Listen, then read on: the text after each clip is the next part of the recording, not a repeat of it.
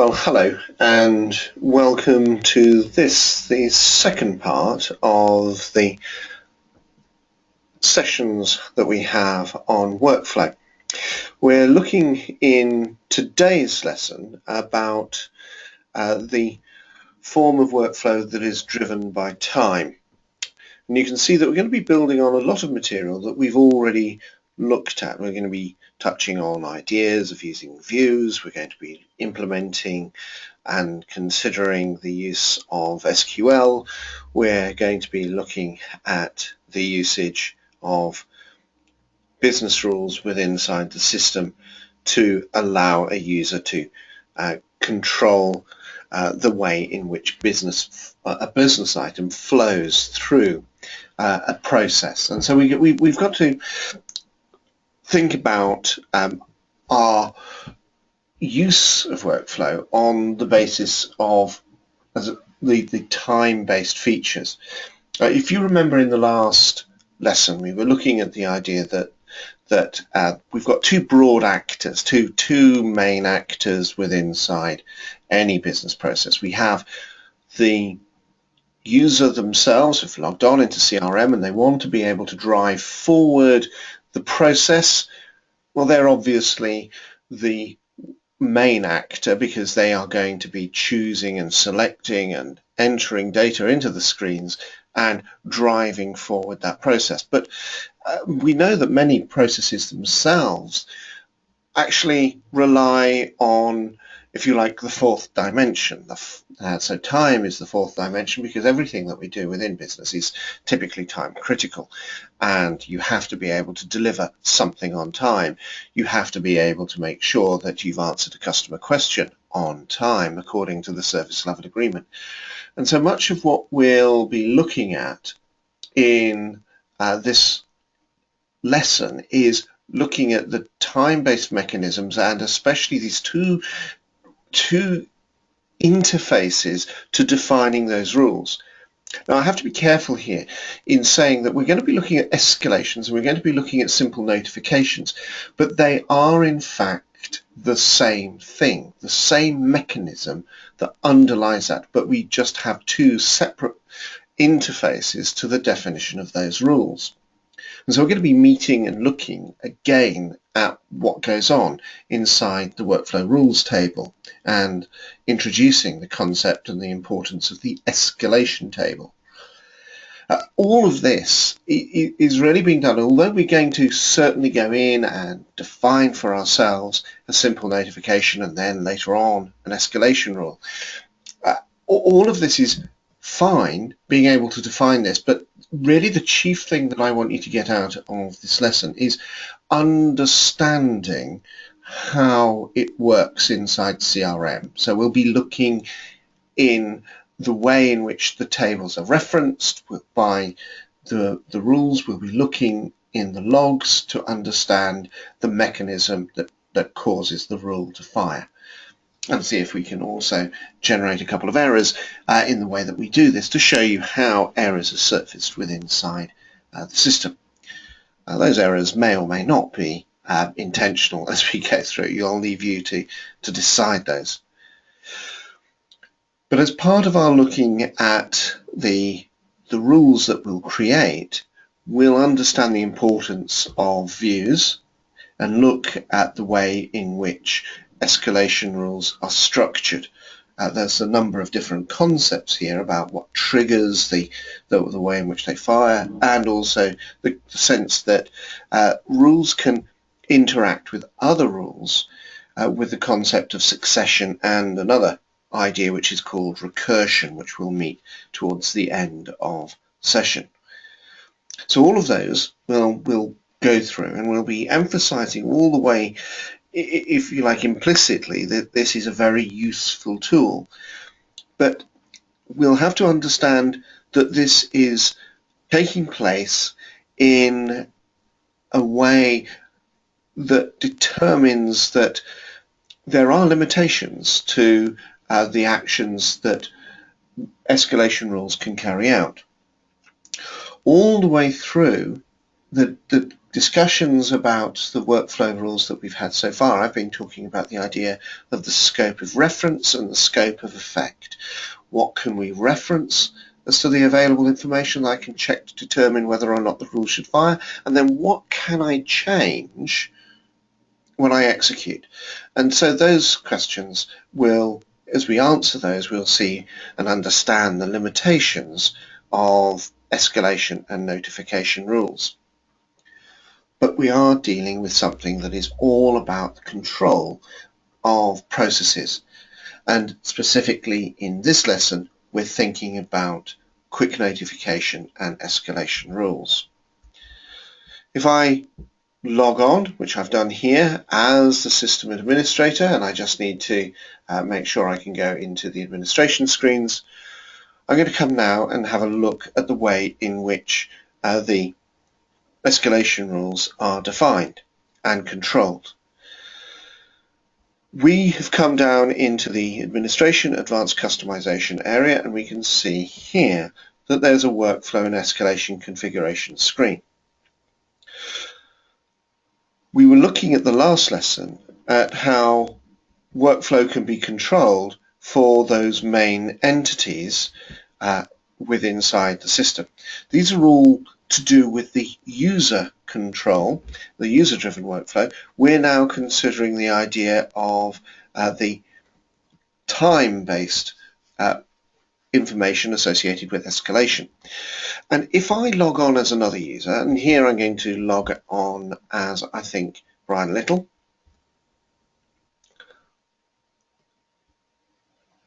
I'm going to give myself a job. I'm going to say I have a new task and I want to do this like yesterday, and like yesterday is something that my boss always wants. So I'm going to say that this is an on-screen reminder, and I'll put this like yesterday and I'll choose save. Now we see that up here on the top right of the screen, the notification indicates that the rule has fired immediately as I've entered this particular record, and I marked it as something that I had wanted to be notified about. And we've got that triggering up here and showing as an escalation or a notification. The behavior that we can see here is obviously switched on, and escalation enables this particular behavior. Underneath it, do you notice that we've also got something here which is saying escalation engine is tuned for immediate delivery? Actually, what that means is that any time, and you saw where I had just entered some information and it then put the escalation information at the top of the screen in that notification. It means that any time you edit data, it's going to be checking to see whether or not a notification or an action needs to take place. So just as I save that, it's adding in an escalation check. Just as I come in to create another new task, and I say in here, do this now, and I say I want an on-screen reminder, and again I'll say like yesterday and choose save, and so we've got another immediate check, and in this case indicating that yes, it needs to show the result onto the screen. This immediate behavior, this immediate delivery, is obviously going to be consuming some resources, and one of the things that you would do probably in a production environment is change the escalation engine away from being immediate delivery to being system performance. What system performance means, if I change it over to system performance, it means that those notifications will then not fire until the interval is due. And so every 300 seconds there is a check about there is a check made to all of the rules. Now we're going to see in a little while that the notification interval, although we've got a global default, we'll be able to change individual rules so that we can have an interval that is particular to an individual rule. So a rule doesn't have to be checked every five minutes. It could be checked every 3 hours, or it could be even checked every 24 hours.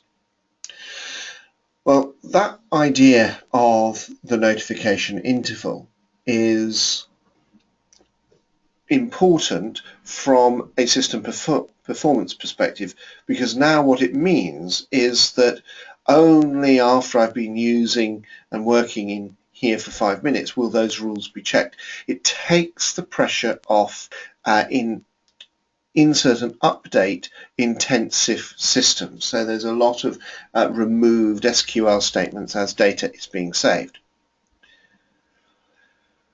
The idea of the notification interval, however, is related to the mechanism that is used for the checking of the rules. Do you notice down here we've got use escalation service? Use escalation service refers to a service that is running or potentially running on your machine.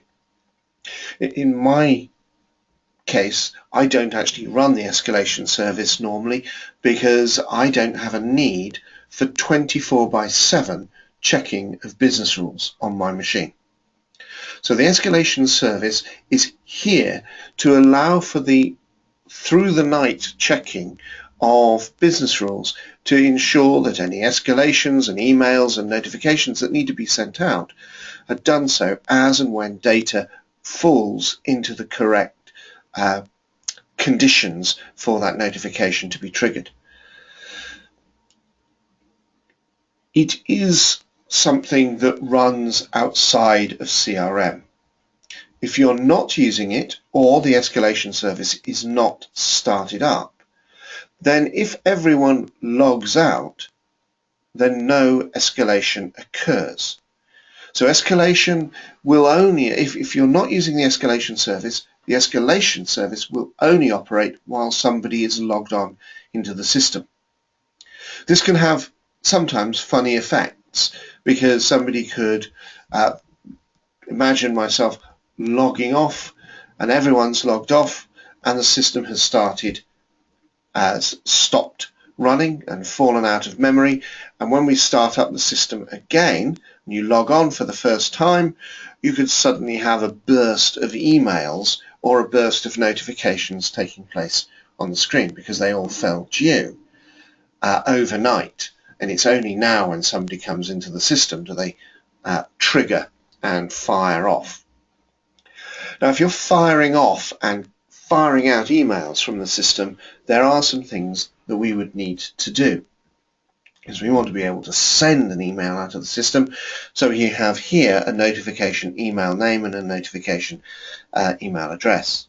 So I might want to call this CRM admin, and I would put in something like admin at panoplytech.com. So I can set up my system administrator here and save that information, and that would be used for any outbound emails. Now of course that relies on us setting up and configuring email within the system. Now I'm not going to do that in this lesson, so all of the information that I'll be giving you is actually going to be around, or so the examples I'm going to be giving you is going to be around the simple notifications. That's because I want to be able to show this very simply without having to worry about getting a mail server working on my demonstration machine. I'll in fact be looking at that in a later lesson. But we've got the other items to consider here as well. We've got default targets for high priority messages and normal priority messages and low priority messages. These, by the way, if we were to start looking at these tie in to the options that people have for their information inside the setup of a user. They tend not to be used now because really in the design of the rules, you're either going to be designing the rule to send an SMS message, or you're going to be designing the rule to send to the standard email for the user. We don't typically now have to worry about the idea of being a separate email program for people walking around. The concept of having a separate desktop and mobile email is rather redundant. We have typically now, most of our customers would have a single email for any of their workers. Well, that's the idea of the email and documents configuration. And we will start to use these ideas now when we come to define the notification and escalation. And what I'm going to do is to go through the process of looking at how I can get a notification when something happens within the system. Now I'm going to create quite an interesting notification. Here you can see that I've logged on as Brian Little. Brian Little here has got a number of opportunities. Many of them are in the quote stage, and his manager within the demo system is Susan May. And Susan May at the moment doesn't have any notifications on her screen. And what I want to do is I want to look at the idea of getting a simple notification working so that when Brian Little does something, Susan May is going to be informed about it, and we're going to look at solving some of the problems that might occur around this area. So we'll typically look at what's going on, and we'll see how this is structured inside metadata as well. So as a system administrator, I'm going to come into advanced customization. I'm going to go into my into advanced customization. The whole point about the simple notification is that they are actually simple. So I'm coming to customization. That's much better. And I'm going to come in to look at opportunities. I'm going to go and have a look now at the idea of notifications. See that there are no notifications defined for opportunities, and I'm going to create a new on-screen notification. But before I do that, let's just drop into the new email notify, because what I want to show you is the idea of the opening conditions plus then the action that's taken. From the design of the screen, hopefully you can understand that any notification consists of two parts. You have the top part of the screen, which allows you to define the condition that has to be satisfied in order for the rule to be fired or triggered. So if you like, these are the trigger conditions.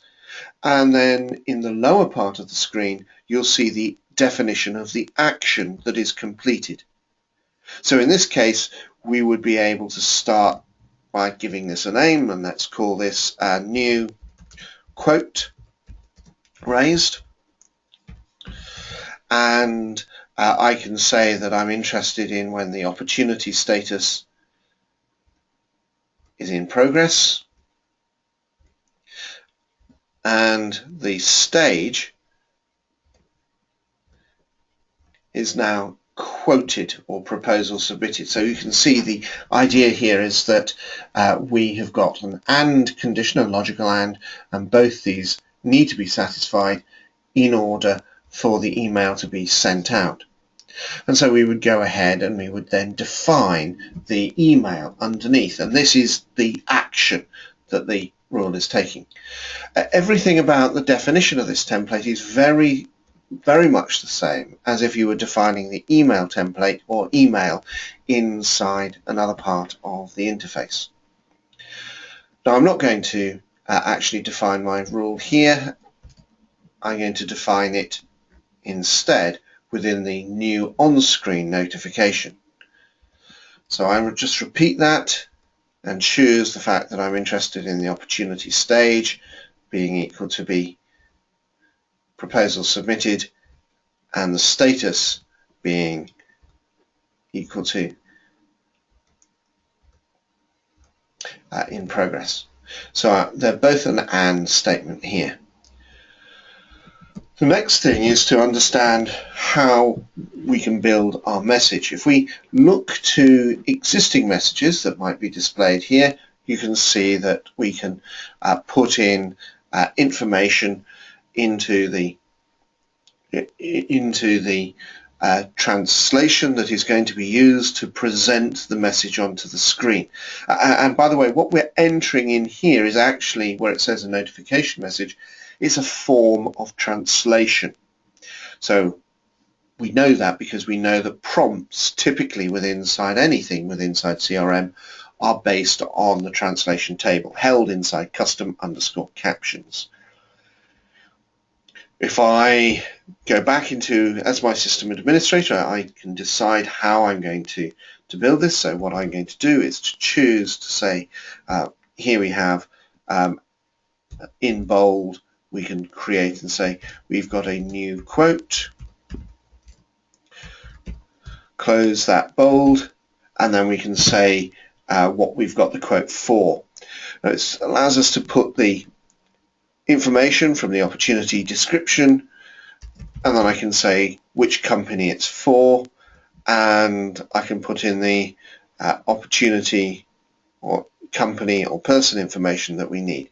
And so this is for the company Gatecom or Eurolandia or whoever, and in here I can put in as well the name of the user, and in this case I can just select the assigned user ID and it will translate it into the correct user. Now, who am I going to tell this information to?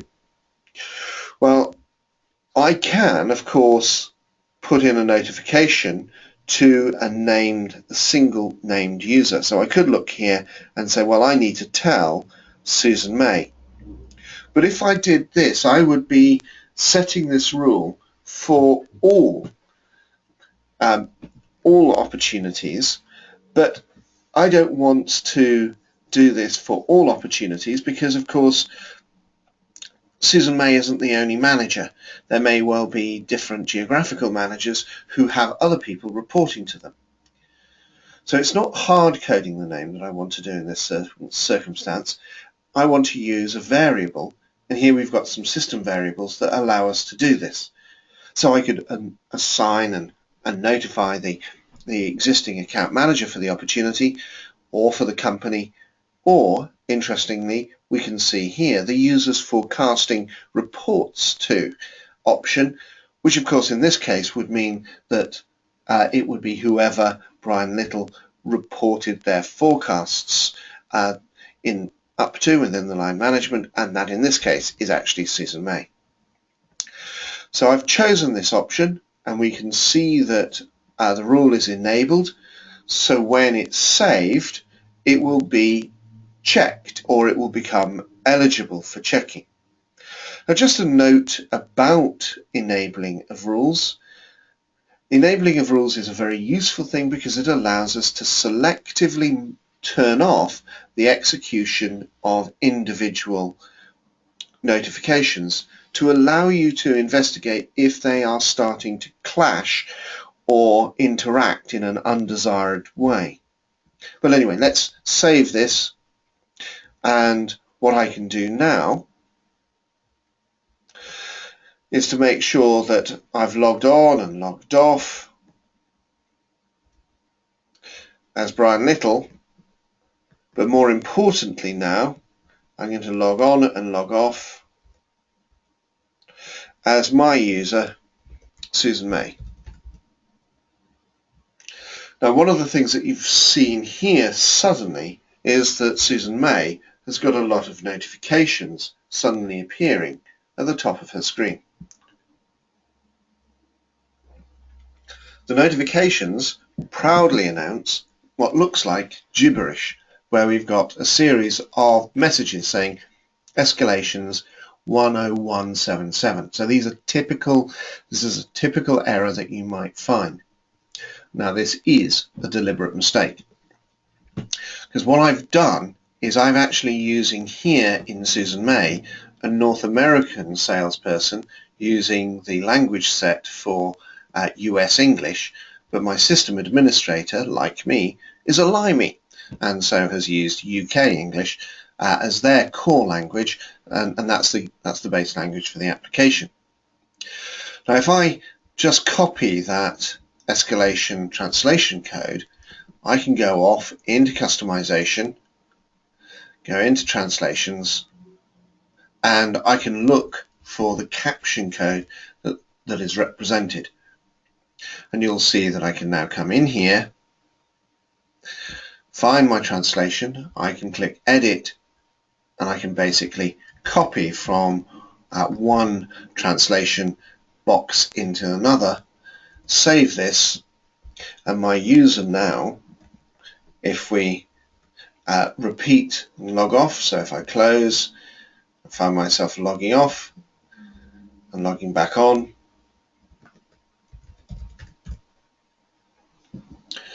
now when we look at these boxes, what we can see is that we've got very neatly defined each of the new quotes, the fact that we've got a 50 user expense system for Harlop Controls Limited, and the user is John Finch.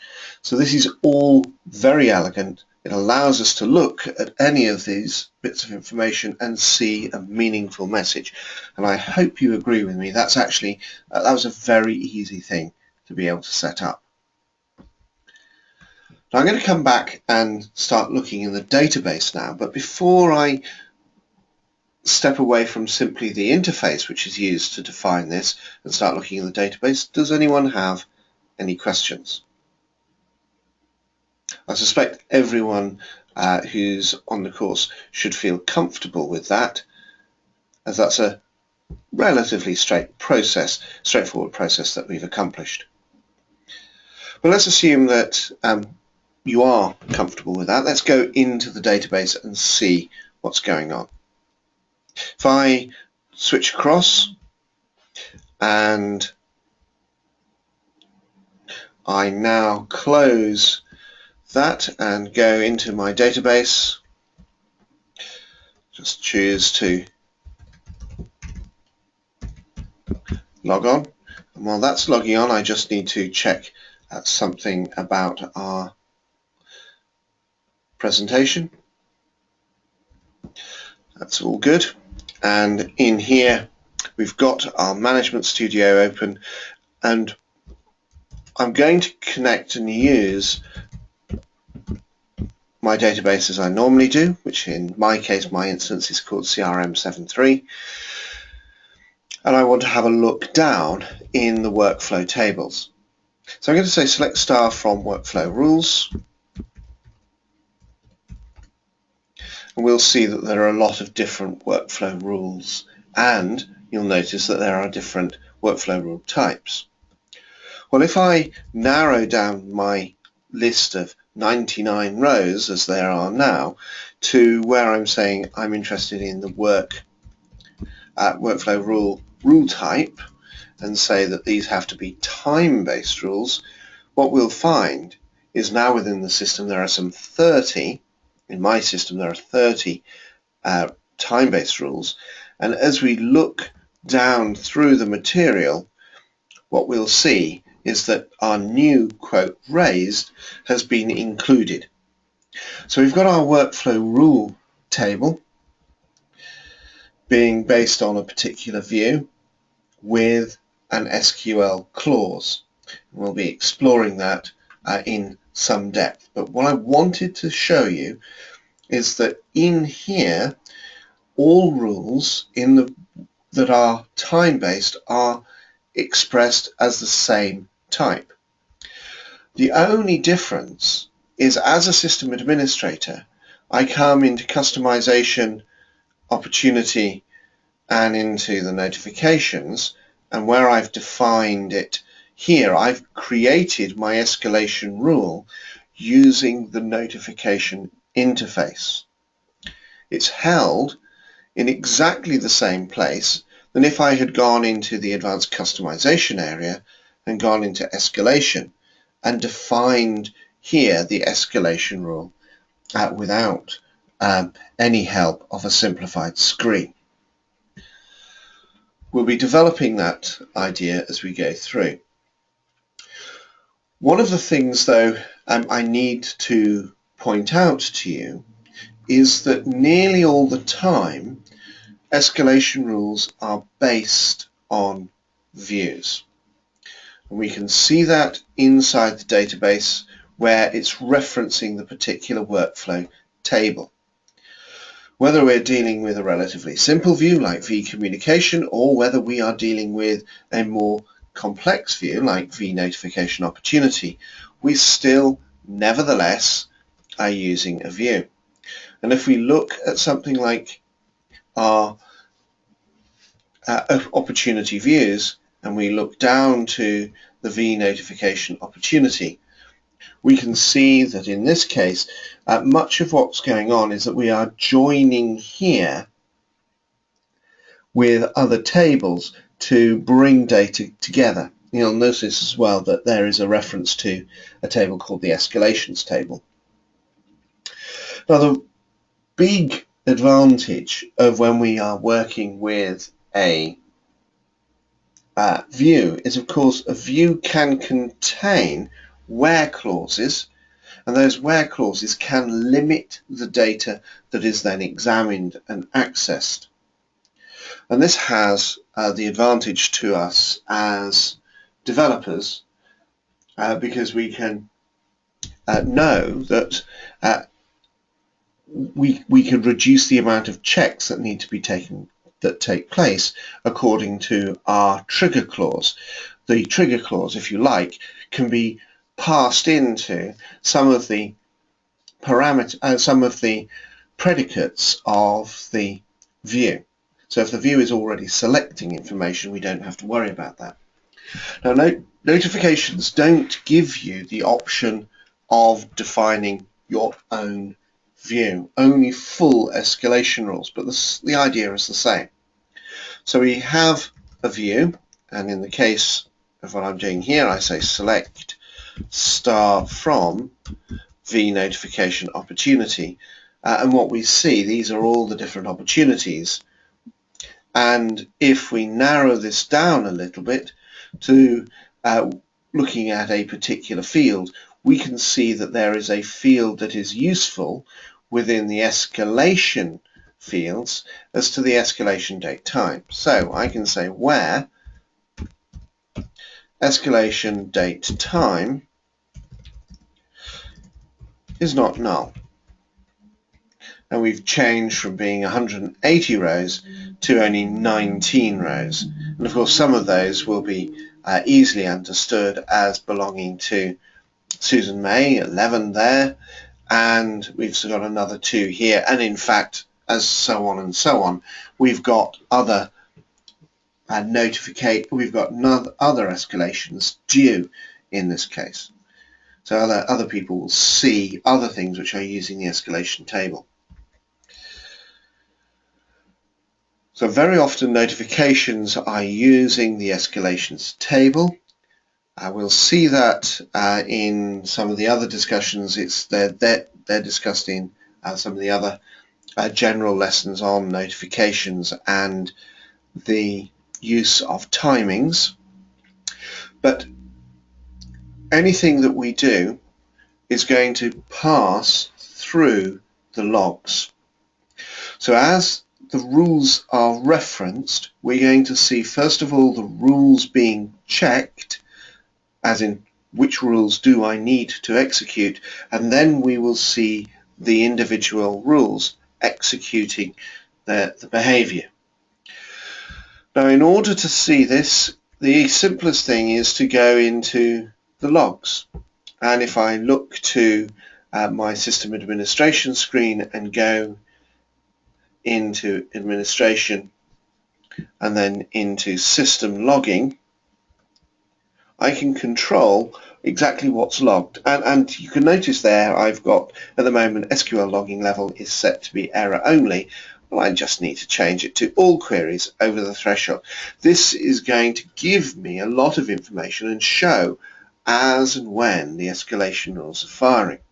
In fact, I can choose to open up the log now, and as we do work, or even as we're just waiting, what we will find is that the log is updated. I'm just going to clear it down and wait, and we will find that this log then is going to be reloaded and edited. It missed its cue then.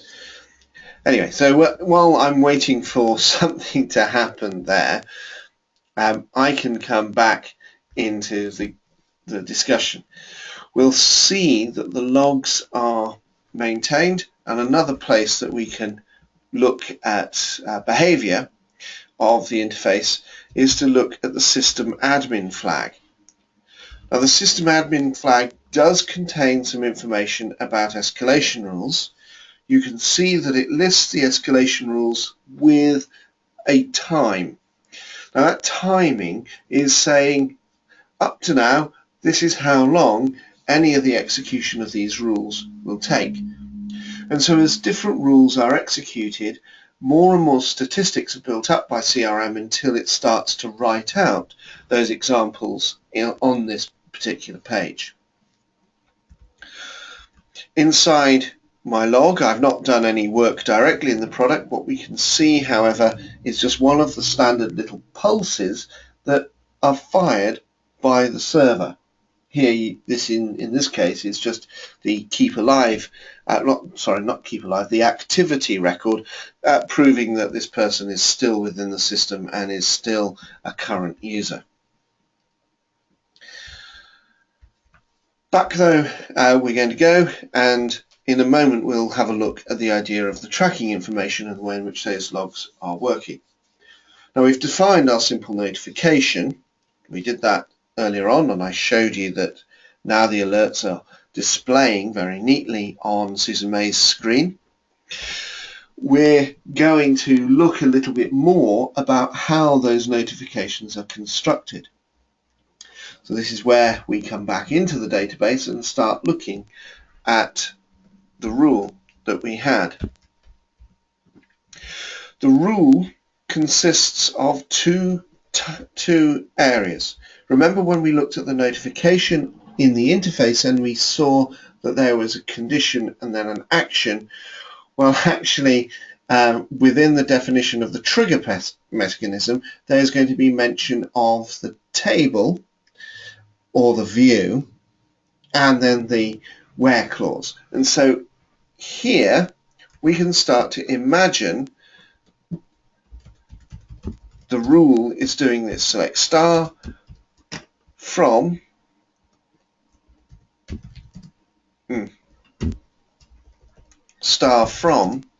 the notification opportunity where, and the where is the item that is shown here, which is the where clause.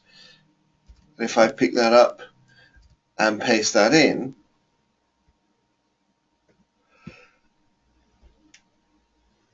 we can see some white space could do with being added in. So I've added all these items in place.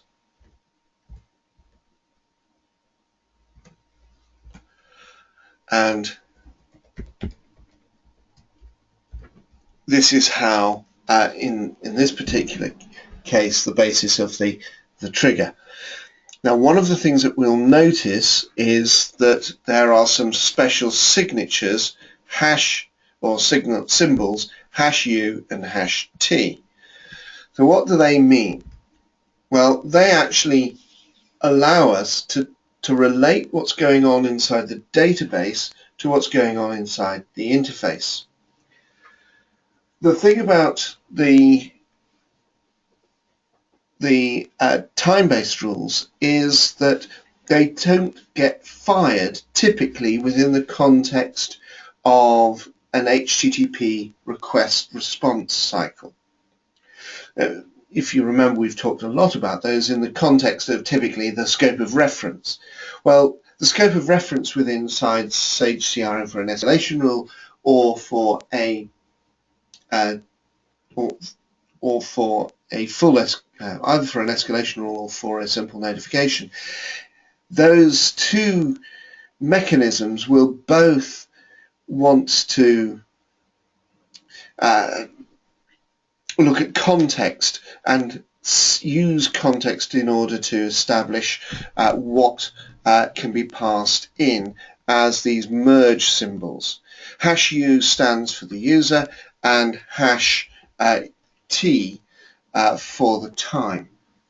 So there are these codes that we can use, and the hash T is representing the time on the application server that is passed then into the is then passed into our where clause for the rule. These rules, whether we are based on a notification or an escalation rule, all have this common structure in operation. It's something that would show out in the SQL that is generated. And you can see here I'm generating a lot of SQL. Some of it is not related at all to escalation rules at the moment. I can have a look at this as it going through. I want to get to an area that mentions this, and no, not come through yet, but never mind, it will do in a little bit. But the next thing that we can start to do is to look into the product to start seeing the way in which a full escalation rule is defined. And I'm going to go in now into my customization and then come down into not advanced customization, into advanced customization, into escalation, and I'm going to have a look at one of the last rules that are defined inside here, which is the communication reminder. The communication reminder is an elegant rule. It's very useful for us to be able to examine in order to understand how an escalation rule is triggered. Here we have our V escalation comms. If we look at this particular rule or this particular view, we can see that select star from V escalation comms, the view straddles the escalation table as well as the communication and communication link tables. So we've got a join going on there in order to bring that information together. We can see that our where clause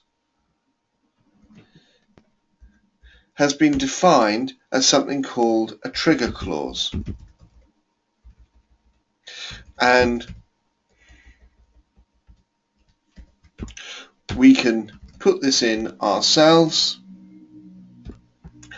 and we can change the information here. So hash T is the server side or application server date time. I could actually submit this and use get date as a substitute, and I know, and I can hard code 12 as Brian Little.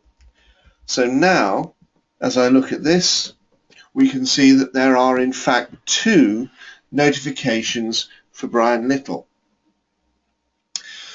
The notifications then are using the trigger clause to determine what should be displayed, and we can see in fact there are our 2 items that are being displayed.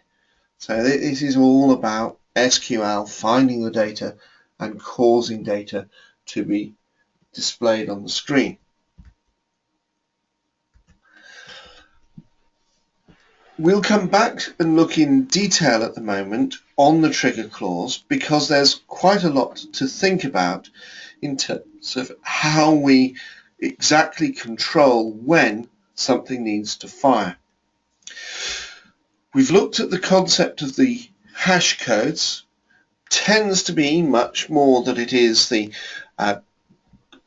user ID, the idea of using the system date time, and possibly some of the information that is like team information, but generally that's all that we need to know about within an escalation rule.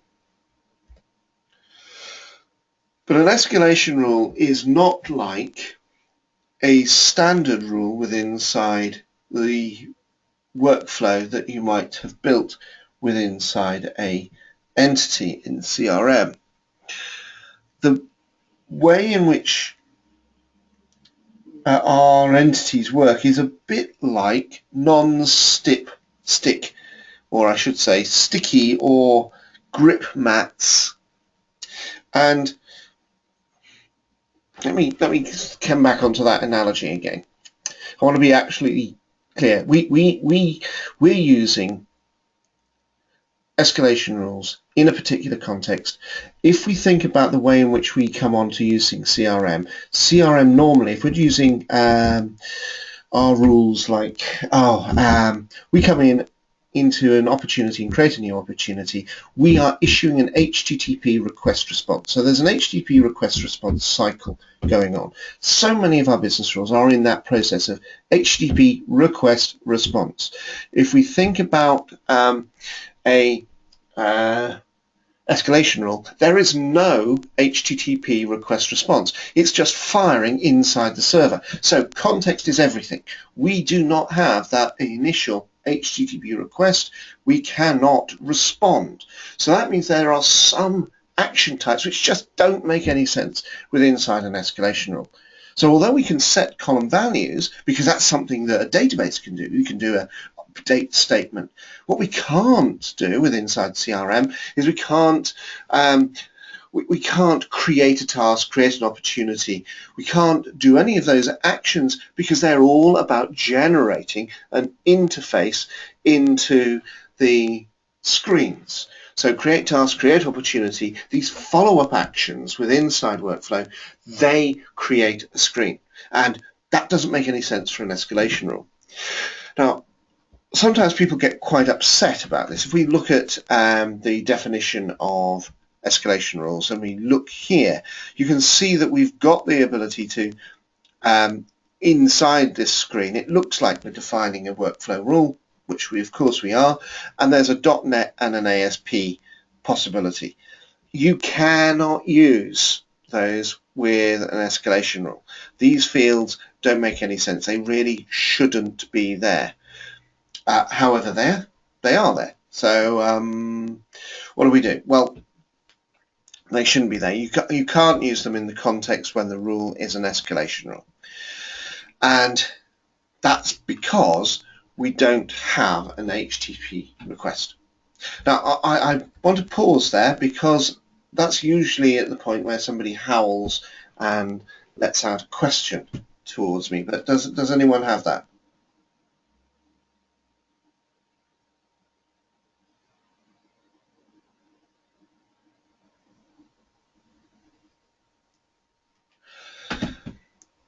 Okay.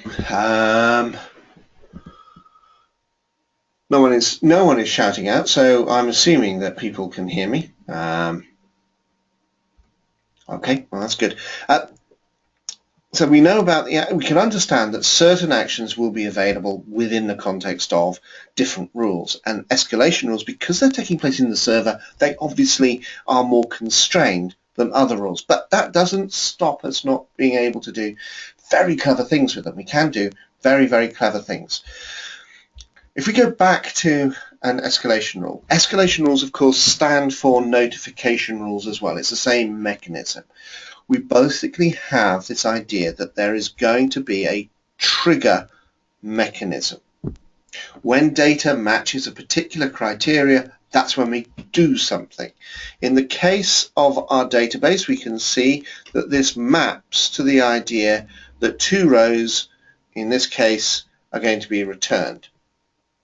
So I can see that I've actually got my 2 rows being returned because in this case where I put in a hash T and the hash U, we've got the 2 records coming up into our interface, and what we do is actually to perform that particular action. Right, well, I'm going to define in a moment my own rule, and I'm going to go through the process of defining an escalation rule using these ideas. And I want to look at the idea of the comparison of dates. One of the things that we can notice is the concept of the dismissal of information, the dismissal of alerts. If we see here, we've got our escalation and get date mentioned, or escalation in comparison. If we look into the system, we'll notice that there's the escalation date time. If I switch back into my interface and I look as Brian Little up where I'm working, and I now decide to say I've done that, I've dismissed that task, you can see that I've only got the one notification now. Inside the database, look what happens when I refresh this query to the escalation date time field. Well, you can see that nothing seems to happen to it, it just seems to have disappeared. This is because, as I look at my escalation escalation comms, what we can see is that now my escalation date time field is blank. So my escalation date time field is blank, and and we've got the other one which is showing still the original date when it was created as the trigger point. Well, if I now choose to snooze this for 15 minutes and look at the time in my server, it's 16:53. So if I snooze this, when I check in the database now, nothing is due to be fired. But if I look at the escalation date, if I look at the escalation table, we can see that it's due in 15 minutes time. So you can see, starting to see how the predicate is working. So we're doing the date comparison here, and it's a date time comparison less than this date. But of course it doesn't show up this record where the date time is null, because date time cannot be compared with anything if it's null. Nulls can't be greater than or less than, so they will just simply be ignored. So null is not less than the current date time. They're null. And we've got the ability to use the hash T symbol in the same way that we could use any database date time. So we can start to pass it into functions in order to allow us to examine what's going on inside the database. So we can be very precise at saying, well, how many minutes have we been doing this? What's the current time, for example? So we can look at date diff or date part or anything that we want to do. So date part, for example, select date part, and this might be min, or let's have a look at day, day and get date.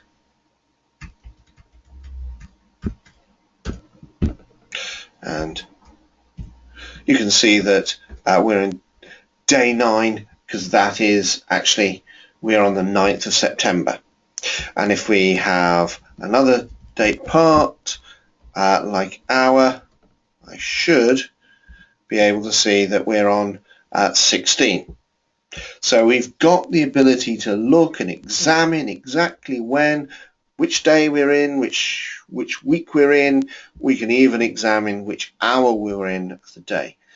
This is the level of control of dates and times. So that means that this is the level of control that we can have within an escalation rule. Why am I saying that? Well, let's start the process of defining our example rule. So I'm going to come into here. You can see where I'm defining something on the view escalation comms, and we can see that it's got a name, and we can see that it's got a trigger clause. Well, what I want to do now is to actually create a little bit of a rule that would be useful for a user like I think Kylie Ward, for example. So if I log off Susan May and log on instead as Kylie Ward, I don't think Kylie Ward has got any notifications at the moment.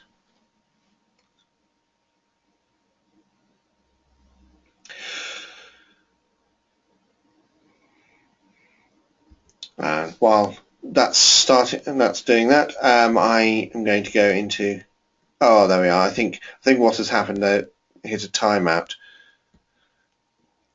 I must have been talking for too long. There you go. So if I log on as the system administrator again, so Kylie Ward doesn't have any notifications at the moment. What we're going to do is we're going to put some notifications in here. I want to be able to log a case and have a notification come up when a case is logged. So in here, as a system administrator, I'm going to go into Administration, Advanced Customization, or before that, I'm going to go into Customization because I want to look at cases and I want to consider the idea of creating my own new view. So you can see there's any number of different views that are defined for cases, and I could create my own new view. And the reason for doing something like this is that you want to be able to define exactly what you want to reference within inside your view. So it might be that you want to eliminate certain types of cases, or so you would want a where clause just like this, or you want to be able to join onto other tables so that you can write an evaluation across all of this information. So we need the idea of a view, and I'm going to cheat. I'm going to say, well, there's a very nice view that I want to use, but please accept you can create your own view. And we did that earlier on in one of the other lessons. We know how to create views. And if we look down in the fields here, we can see that there is a table, there's a field called case notified time. So case notified time could be used within the rule as the basis of saying, well, is it due to fire? And there are, and this is a field that can be deliberately used for this purpose. So now I've got enough information to be able to come into the advanced customization area and start creating an escalation rule. So I'm going to create a new escalation rule. It's going to be based on a view, and the view is view report cases. And you can see that it's clever enough to understand that it's taken an educated guess that vReport cases is principally based on the cases entity. You could override it and say, well, actually, I want to base it on the company, but this is the clarity that it understands that this is the main table that we're associating with, and we then need to give it a name. So I'm going to call this new case, and in this case, or this instance, there are some other things that I can do. I can start the process of defining my trigger clause. So the field that is the main one is my case notify time, and it's going to be less than #t, and I can make sure that the case assigned user ID is whoever it's assigned to, so whoever's the account manager for that case, so whoever's been given it. I can then add in other information as I need to, but that's our basic clause. And the purpose is to try and get you to understand that it is actually very simple to create a trigger clause within an escalation rule. So once I've done this, you can still, I've not enabled this rule yet, but I can save this, and you can see that because we're starting to build up quite a collection of rules, I can now start to filter this down so that I find my new case very easily, my new case rule very easily. And once I've come back into this, I can start adding in the behavior that I want to call. In this case, or this instance I should say, I want to show a notification onto the screen. If I click on show notification on the screen, it's going to say what column are we using as the basis of this. Now, the idea behind that column is if we consider the notifications that we might have had, and of course all my notifications have promptly disappeared, but up here in these notifications here, when we choose to dismiss or when we choose to snooze, what field is being updated? Now, in the example I gave you in here, the field that was being updated was the escalation date time. It's always going to be the field that is the comparison field, and in my case that was case underscore notify time. So I need to find case notify time, and the table that's being updated is the cases table, not the report, not the view name. So I have to change that to cases. The next thing is to put in a message. Now, it looks a very small box to put in a message, but it isn't. What this is simply a caption code. So I can actually say this is my new case message.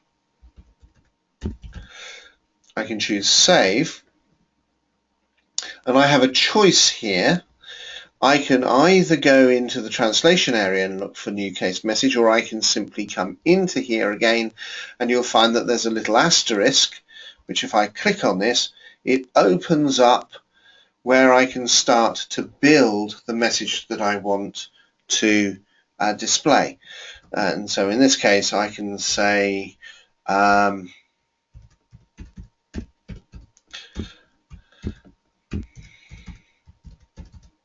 new case.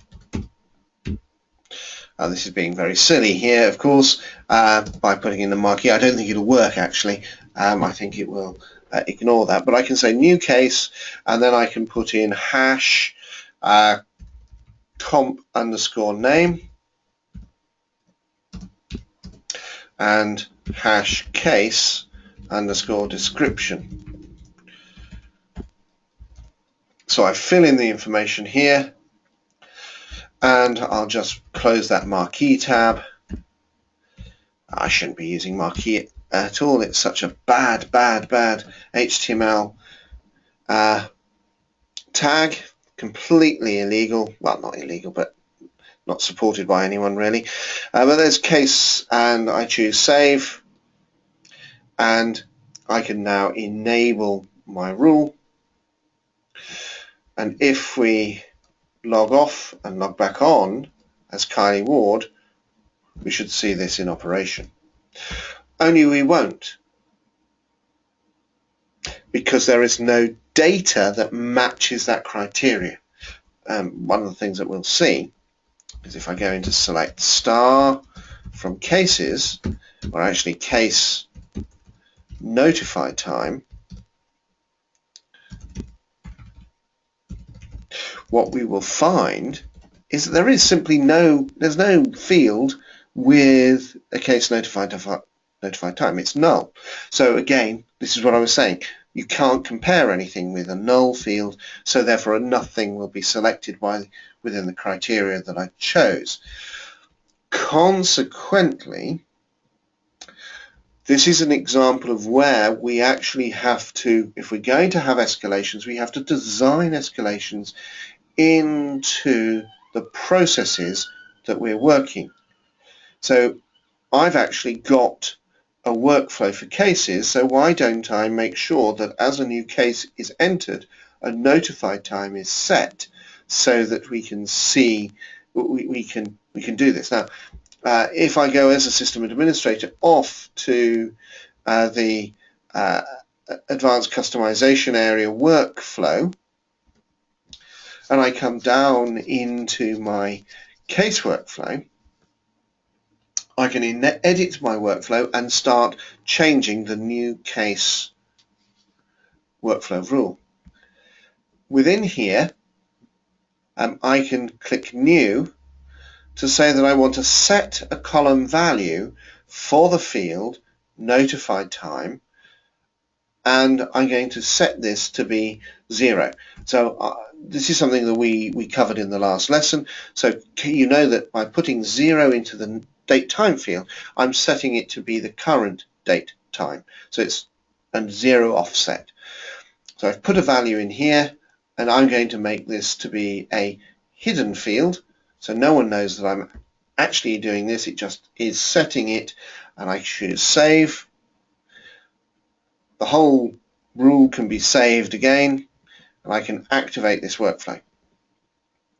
So now where I've got my Kylie Ward logged on, Kylie Ward can navigate and find a company, and here I'll use the company Eurolandia. If I come to Eurolandia and choose then to create a new case, I can fill in the mandatory fields. So this is going to be screen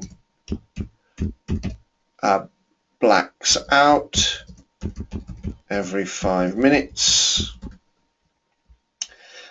and we can put in the details in here and saying there is a problem with the screen rendering, and I can assign this to Kylie Ward and choose save. Now my system is not on immediate delivery, so that's why it hasn't shown up straight away. But if I now log off and I log back on as Kylie Ward, you can see that I have got my message there. And what do you know, my marquee is working. I really strongly advise you not to use marquee as a tag. It is just a funny thing that we can do. It would be very distressing for most users if you had marquees rolling across the top of your screen. It works for one notification, but if you had 20 or 10, it would be very poor. Anyway, well, I want to develop this idea still further and say, well, what if they had made a mistake? How would an error be revealed inside my system? How would I experience an error if I'd made a big mistake. Well, if I've gone back into where I had defined my customization, my advanced customization and the escalation rule that I've been working with, so this new case, and where I had notified time, if I put in the wrong field name in here and choose save, this is still a working rule, or thinks it's a working rule, and I log off and I log back on again. What we'll find if we open up the area, this is where if you're absolutely certain that the rules should be firing and you open up, you'll find the suppressed error message. So it's here demonstrating that there is a problem running that escalation rule. And what comes to our rescue, of course, are the logs. So we can go into the logs, and where we've just come in, we can see, and I've managed to, I think I'll need to close my log out here, and tell you what I'm going to do is I'm going to change my settings so that I'm just looking at errors. So in fact, in my logging here, I'm going to change this so that it is only the errors, and this will help us identify our problem. And now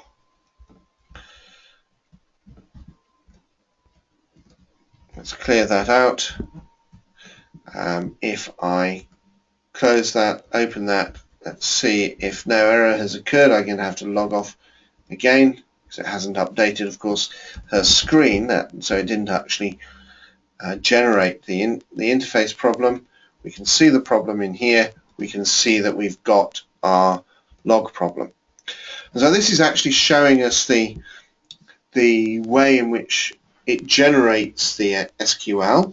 So select star from VE report cases, where you can see that the field or the column case notified time is invalid.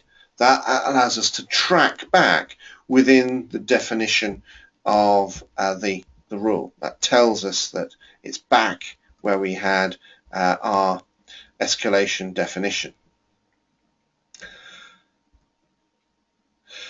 That was a very simple error, but again, even in more complex syntax, issues and problems where you had that red message, it would show up within the logs to explain the problem that you had faced.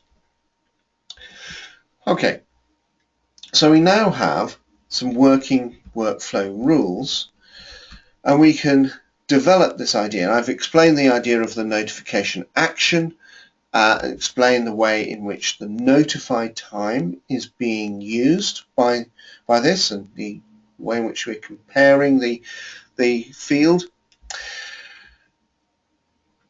We've seen as well that I went in and looked at the role of the escalation table in the simple notifications and in many of the escalation rules that we write. We can use the escalation table ourselves. The information in the escalation table gets updated automatically by CRM. So as if you enter a screen where there's an escalation rule referencing the main data but joins onto the escalation table, what it will do is it will insert information into the escalation table for us. But that's typically around the behavior of the notification table.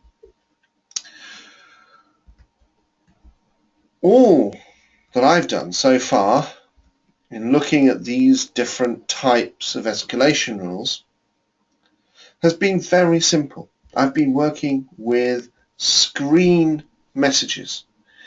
And obviously we know if we close this and remind ourselves of the escalation and workflow configuration area that there's a notify interval of every 5 minutes, every 300 seconds.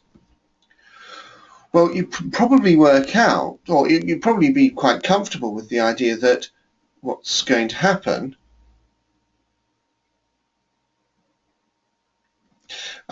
happen is that if we look at these rules that are displayed on the screen, that these rules that are displayed on the screen are refreshed every 5 minutes.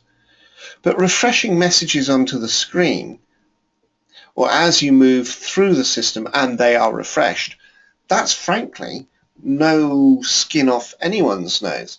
It's just the sort of thing that happens within a user interface. It's not intrusive, in other words. But instead of sending the message onto the screen as an ephemeral screen message, we actually sent it as an email or an SMS. You can understand that people would get quite hissy that if every 5 minutes, like this user, 9 messages were received. So instead of it being an escalation rule that displays a message on the screen, you are sending an SMS message, essentially you would be bombarding your users with a lot of junk. And in fact, there's quite a few of us who have actually now within Sage, when they have come to define their first escalation rule, like I've just been defining in here with you, where they went and defined their very first rule that didn't use show notification on the screen, but instead used the workflow action of send email, essentially there's quite a few of us who have launched denial of service attacks on Sage's own email servers. We haven't managed to get outside into the core one, but which is obviously very good. But certainly when I started, I had to sheepishly explain to the system administrator why I had sent in a very short period a very high volume of emails to a group of people that were on my demo data. So we need to have a mechanism that ensures that we don't launch such silly things again. And the way in which we handle that is to use a stop clause, something that will be useful to be able to tell us it's okay to send it now, but after I've sent it, I'm going to change things, so I'll never send it again. And an example of such a rule is if we look at all of the items in here and look at the new email reminder in here, we can see the way in which this works. The vCommunication example that we've got, we can see its trigger clause. The first is very easy to understand. Now you'll notice this isn't referencing the user. It doesn't say hash you anywhere. This is because it's not writing to the interface, so it doesn't need to know which user to write into the interface is for. What it's writing it to instead is that it's writing it to an email. So we'll have the system action below. But you'll see that we've got a check on the time. We've got a check that everything is pending and is good to go. But we also have a check to see whether a particular field is null. We also see whether we're due to send an email as well. So should I send, and has it been sent? Now it says SMS message sent. This is simply a flag that is used for both emails and SMS messages. And we can look down here, and now what we can see is that the SMS message sent is doing an interesting thing. Or rather, I should say the set column value is doing an interesting thing, is because it is setting the value to be yes. So as soon as it's yes, it would no longer satisfy this particular clause, and so this is what's called a stop clause. workflow fires. In firing, it changes data that means that data would no longer satisfy the rule. So in firing, it actually creates a condition which prevents it firing ever again. Now there's a development to this, in the sense that it's all very well and good saying, I don't want to fire emails every 5 minutes, or however long you've set the full system interval. But what if I wanted to send it between 8 and 9 in the morning, or 7 and 8 in the morning, once a day? Well, here's a thought for you. Why can't we design a rule that actually is very similar to this, but doesn't have a stop clause? So instead, we look to see whether this is all due to receive an email, but the chief stop, if you like, if there is going to be a stop, is the fact that the data is in the state that it's still a pending communication. So it's still waiting to be done. If this is the case, let's have a look at the sort of thing that we can do. If I look here at some SQL, we can understand what we're doing here. I would like to be able to use the idea of the current system time, but actually saying it's not just less than this, it is specifically between these two dates. Now, I looked at the idea of date part with you to look at the hour to see what time it was. So we can actually see and write an SQL statement that, for example, looked at this, and we could evaluate to see whether date part was less than or greater than a particular time. So is date time greater than 6 and less than 8, or less than 9, greater than 6, less than 9, so it would be 7 o'clock, sometime in 7 o'clock. Now, if you can do that, if you can write your SQL statement to do that, then another thing that you can do is use the concept of the interval.